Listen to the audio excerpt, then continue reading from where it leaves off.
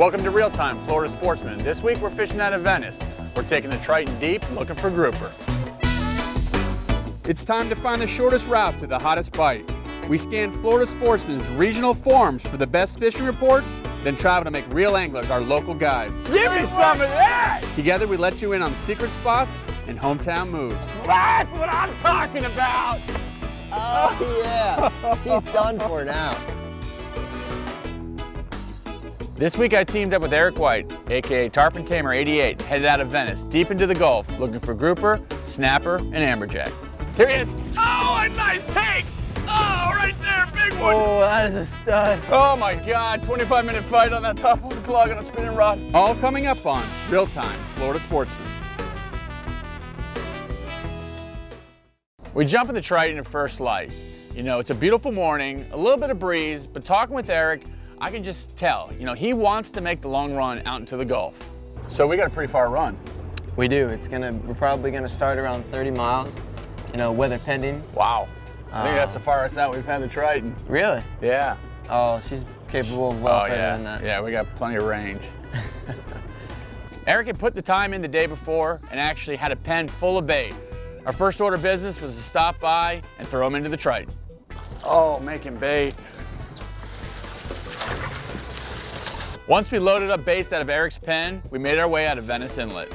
Heading out of Venice Inlet first thing this morning, Eric White, aka Tarpon Tamer 88 in the southwest section of the Florida Sportsman Forum. Yes, sir. What do you got planned for us? I'm gonna go out and get some grouper, get some AJs, try to get some big mangrove snapper, you know, some possible cobia, and whatever else is, you know, happening, we're gonna do it, man. All right, we got a long run, let's get to it. Let's do it.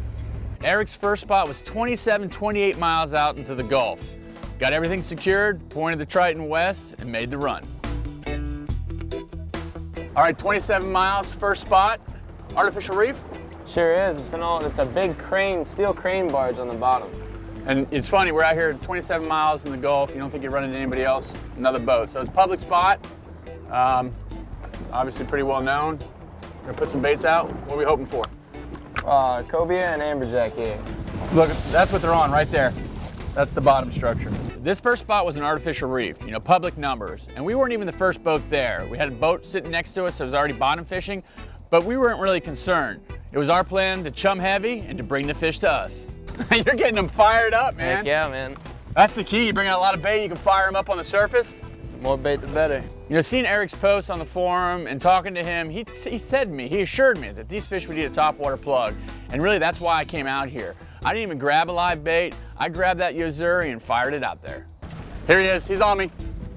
Oh, look at them all. You know, it was crazy. You fire that plug out there, start ripping it across the surface, and once you got one of them keying in on it, it was like the whole pack of wolves were coming after it. Oh, I don't think I want that one. I don't think I want that one. You definitely Can I don't. pick out a Look at the smaller size one? of that one right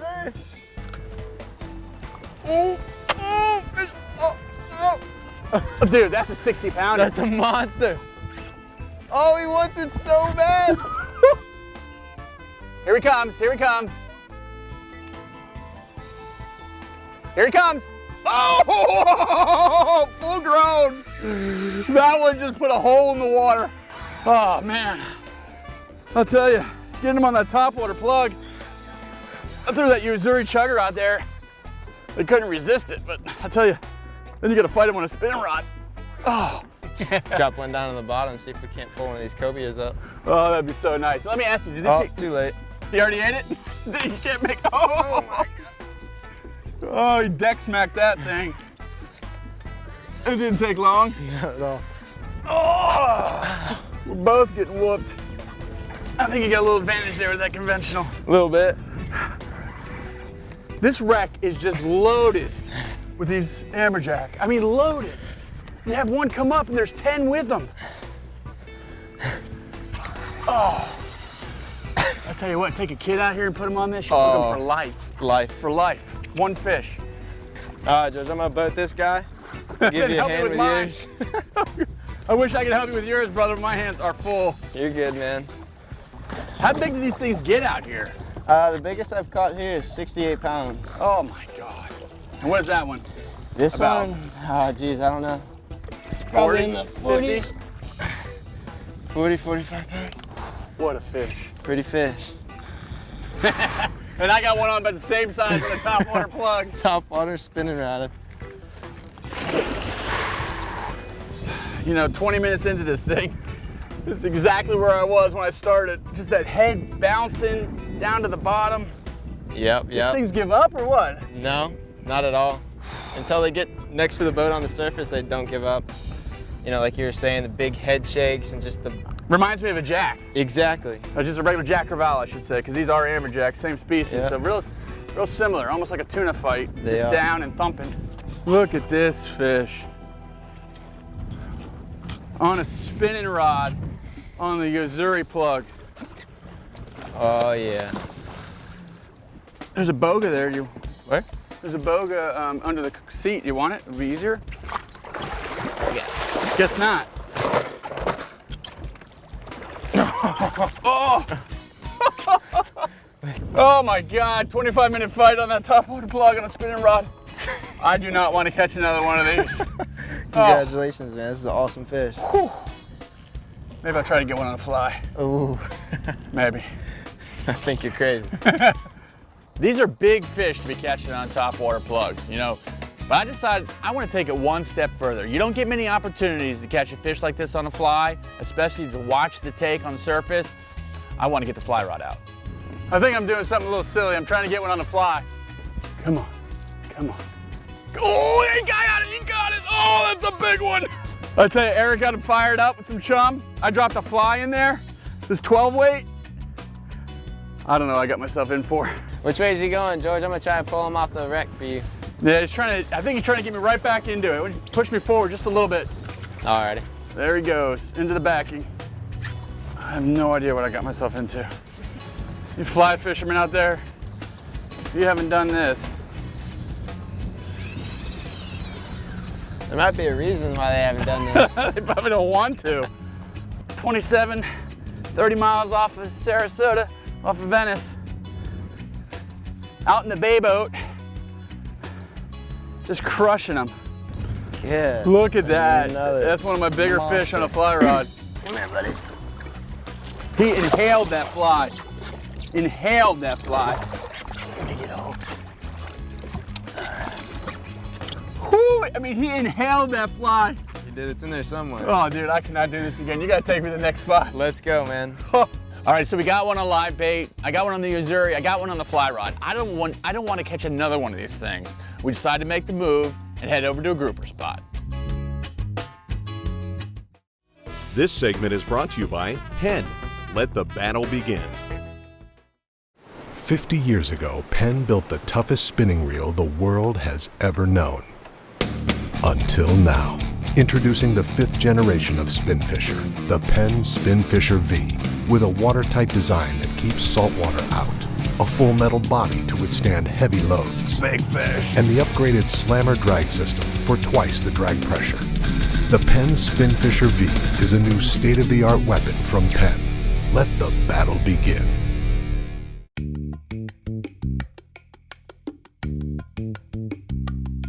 All right, second spot. Dropping some baits down to the bottom. Yep. I'm gonna put a flat line out back just in case we get a little pelagic swim by. What are we hoping for here? Grouper and snapper. I'm ready. As long as it's not one of those amberjacks. Yeah, right? There he is.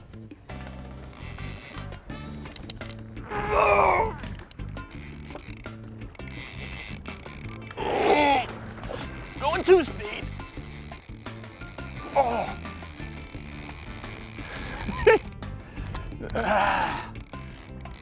Oh, that didn't take long. Just pulled up to this spot and dropped the bait down. This place is insane. It's like Jurassic Park. How big do these have to be? This is a red? He's going in the box. 20 inches. 20 inches? 20 inches, baby. Dinner, right there. What, do you got a mullet butterfly there? Yep, butterfly mullet here. Just a bigger bait. Just a bigger bait, bigger fish. Red grouper, they love stink bait. Stink bait. When I'm gonna Yeah, throw a man. live bait down, he's gonna throw dead bait. So there really, what I noticed on the bottom machine, there's not a lot of relief here. You know, there's not a big bump up. You don't really see it, but we are marking some fish right on the bottom. Yes, there is. There's a bunch of holes down there in the bottom. And a lot of times those red grouper, they'll get down in those holes. It takes 2 seconds. Your bait's right on the bottom and it gets eaten. Goodness. I'm using my leg as a leverage point here because you just want to crank these things off the bottom. Oh, look at that. That is a good one. As soon as that thing hits the bottom. Got one? Yeah. All right. It's another red. You know, pretty basic setup I got here. 65-pound braid, spider wire on this PENN Torque 2-speed. I got about 8-foot section of Berkeley fluorocarbon leader. This is just 50-pound fluorocarbon. I just knocker rigged it with an 8-ounce lead. Big old 7/0 trocar circle hook, which is required out here in the Gulf when you're bottom fishing. Just dropping that thing down to the bottom. I got my preferred technique. I kick a leg off to the side. And just winch them in. Now, how big do these reds get? The biggest one I've caught personally is about 26 pounds. That there's probably an 8-pound fish. That's a healthy fish, though. 10-pound fish. After catching a handful of those grouper and throwing them in the Yeti, Eric decided he wanted to switch gears a little bit and target these mangrove snapper. Oh, he'll eat good too. Oh yeah. So you generally find those in the same type of bottom structure? Yep. The grouper? The reds? Always with the grouper, whether it be gags or the reds. That's pretty amazing. You pull up to the spot and immediately you just get bite after bite after bite, then it kind of slows down. Right. I mean, sometimes you can pull it to a spot and you can pull a whole the entire boat's limit off. Other times it's, you know, 1 here, 2 there, 3 there. You know, you just never know out here. Another one? This might be a grouper, small. Nice. God, that's gonna be good on the grill tonight. Yes, sir. See if they hit the gulp. Oh, got one on the gulp. Spinning rod and dropped it down on the jig head. And he caught me a little grouper. Look at the stuff he's spitting up. How long have you been fishing these waters? Been fishing these waters my entire life. Oh wow, you grew up here, huh? Sure did. This is the only type of fishing you do, or you fish inshore as well? No, I do a lot of inshore. That's what I started, is doing, you know, the inshore game, and then I, you know, wanted to change it up and moved out here, and, you know, it's just, I love it out here, man. It's a totally different world than, you know, it's just something different. A lot of water, inshore, offshore, a lot of stuff you can do. There's a whole heck of a lot.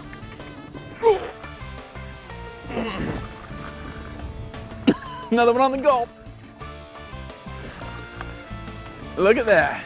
Ooh, nice trigger. Look at that. You push on this one, it won't go down. Here's the trigger lock. This segment brought to you by Mercury Marine, celebrating 75 years of marine excellence. The Mercury Verado, outstanding corrosion protection, proven reliability. Yeah. And it comes with all this. Meet Tom from Customer Support. Whoa, he's a hugger. Not really into that, Tom. Thank you. This is Nick from Field Testing, runs these babies thousands of hours. They're solid. Nick? This is Cheryl and Bobby, our prop engineer. He turns horsepower into performance. Oh, and the rest of the gang's here. It's good to have Mercury behind you. Meet the rest of the team at mercurymarine.com. Tom. The hugger. I was pretty surprised to hear you say earlier you get dolphin out here and blackfin. I didn't think you get that pelagic biter. Oh yeah, man, we get all kind of good stuff out here. We get wahoo, dolphin. That's I amazing. mean, they're not as abundant as they are, you know, on the East Coast or down in the Keys, just because we're in a smaller body of water, but, you know, we still get those fish. Yep. Big old banana. That's a big old bony there. We're go ahead and keep them. Keep him for bait? Yeah. This thing is built for speed, man. Not a really, you know, food quality, but they're a lot of fun to catch. Check his rudders on his tail. I know, man. Look at this. Flipping around. Look at this. Changing directions on us. You see how this thing turns on a dime? That's the reason right there. You know, I don't even know why I brought it. I don't know what I was thinking, but I had my Goliath grouper rod in the boat, And Eric saw it and it must have got his wheels turning, but the next thing I know, I'm sending half of bonita down to the bottom. All right, I don't know if I should be doing this. Yes, you should. I think I've suffered enough today. Eric said there's some big Goliaths down there. I got big Goliath bait. This thing kept biting onto this bonita and missing it. I don't have any idea, but the most violent strikes that you could possibly imagine. It just kept happening and happening. And I knew one of these times this hook was gonna get into that fish's mouth and I was gonna be in for it. Yep. Oh, this is a bad idea.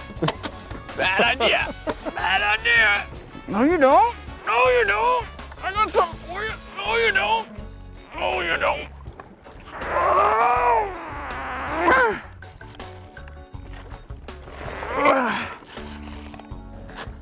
The drag locked as tight as it'll go on this torque. That's a grouper there. That is a grouper there. Wow, to pull that thing off the bottom. Look at this guy. Oh. Nice fish, Georgie. Oh.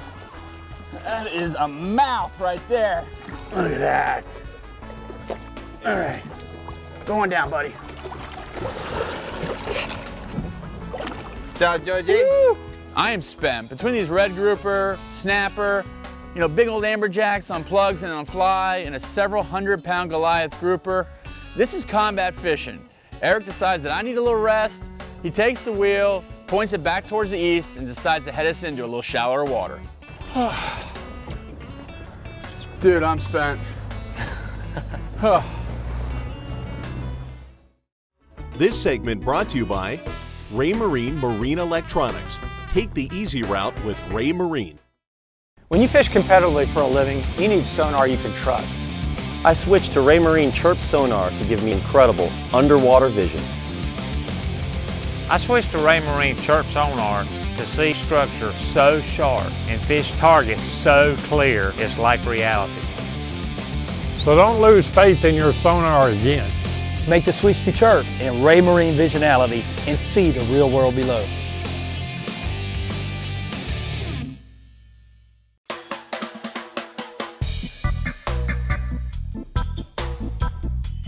In this episode, we run the Triton nearly 30 miles out into the Gulf. Doing this requires a little extra preparation to do it safely.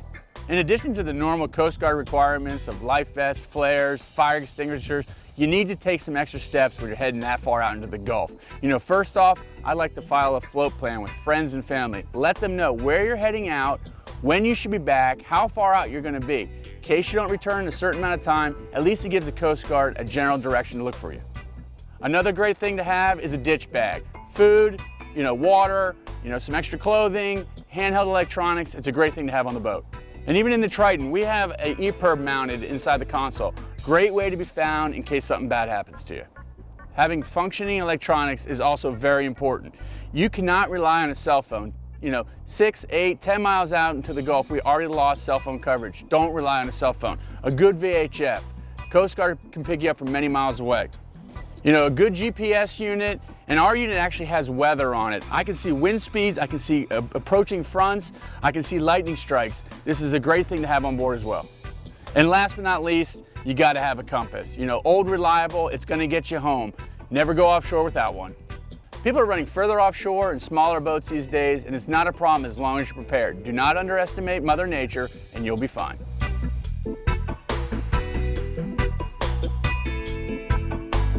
All right, we slid in a little shallower. You sure did. We're in 66 feet. We came in from 100, 110. Ran in about 12 miles. A little shallower spot. What are we looking for here? Looking for some nice big old gags here and some big old mangrove snapper. And what kind of bottom are we on here? We're fishing a ledge right now. So a lot of different bottom out here. You got artificials, you got like a Swiss cheese kind of hard bottom, and then you got these ledges. So a lot of different structure to fish. So there's a lot of published public numbers, but how do you find most of your spots normally? Just from being out here all the time. Just running over bottom and marking it? Running over bottom, turning around while you're on plane, or you know, just devoting a day to just idling around looking for, you know, ledges or patches of hard bottom, all that kind of good stuff. He just bit me and let go, went to you. That's my fish. Give it back. Mine. What do you got? Gagger. Nice. We're about how many days late on that? I think we're a day late on this, 2 days. Season just closed on those. Thank God we got a cooler full of red grouper, so I don't feel so bad letting him go. Yep. How far down do you want this bait? You want it sitting right on the bottom? Well, with this knocker rig we're using, you want it right on the bottom. If you were using like a regular grouper rig, like a Carolina rig where the weight is above the leader and the hook, you know, you can come up a crank or two, but with the weight right on the hook like we're using, you just want it right on the dirt. Oh, there he is, Georgie! Oh, he's got me in the bottom. Don't let him get you to the bottom. There's your gag right there, dude.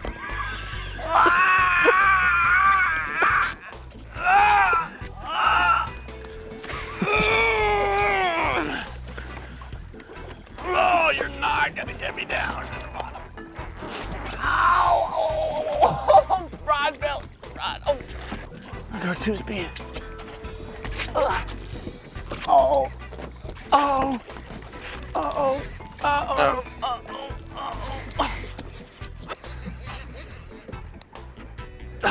Ooh, look at this mang. Oh my goodness. Look at this mang here, boys. Oh my God.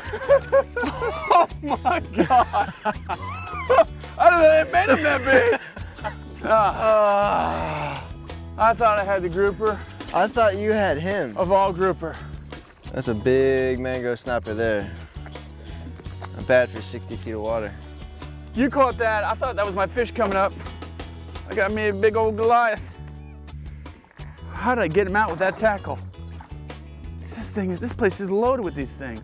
That thing is, they get much bigger than that. I don't think I've ever seen one that big.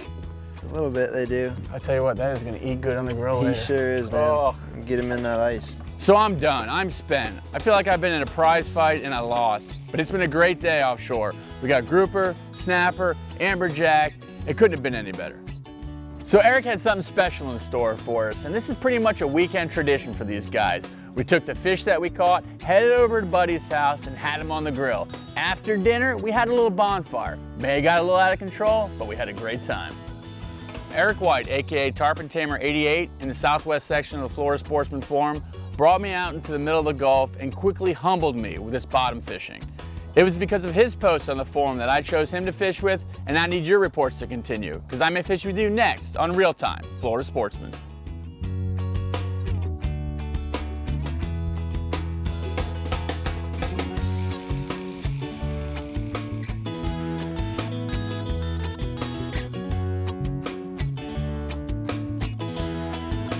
Hey, you got something else in store for me after this as well? I sure do. Some more back-breaking.